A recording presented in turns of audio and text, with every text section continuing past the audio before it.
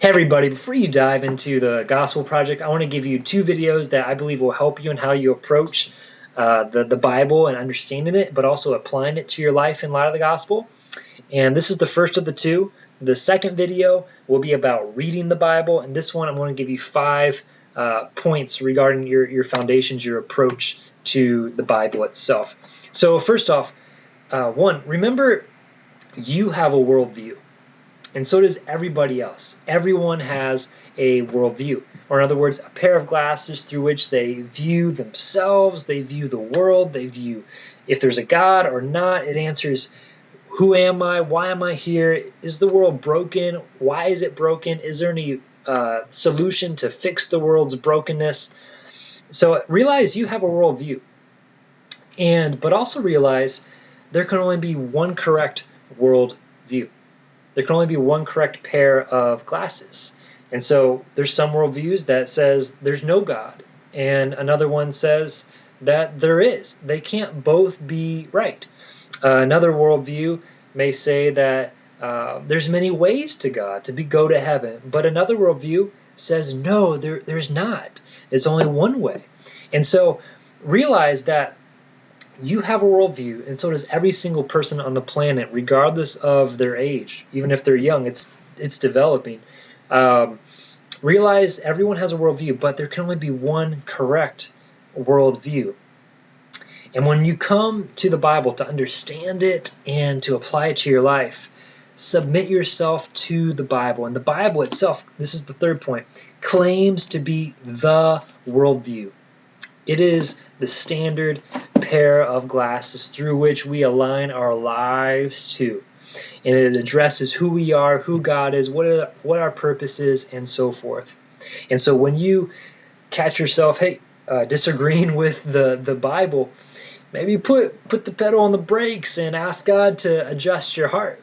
Because we have to submit to God's word if this is true. If it's not true, then it doesn't matter. But it is true.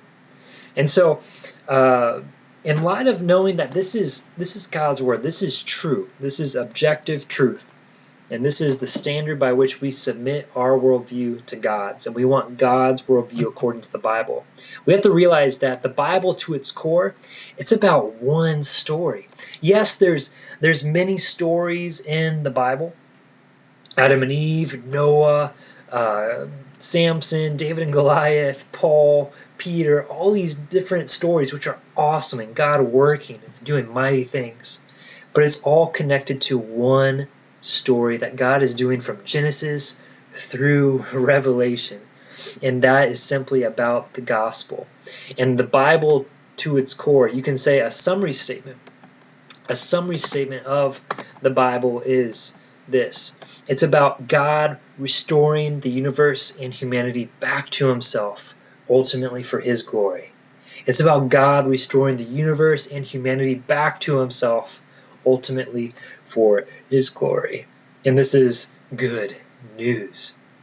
And so think about when you're reading these different stories, think about it similarly to the Avengers, right?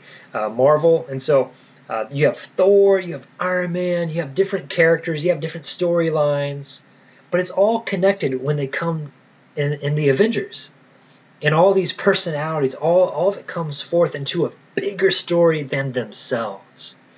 In a similar way, all these stories in the Bible, from Genesis to Revelation, all come together with the gospel, what God is doing to restore the universe and humanity back to himself, ultimately for his glory. And this is primarily through the work and person of Jesus Christ. And so remember that while you're reading God's word, remember everyone has a worldview, including you. There can only be one correct worldview. The Bible claims to be that worldview, and it's one story. It's one story about God restoring the universe and humanity back to himself, ultimately for his glory. In other words, it's about the gospel.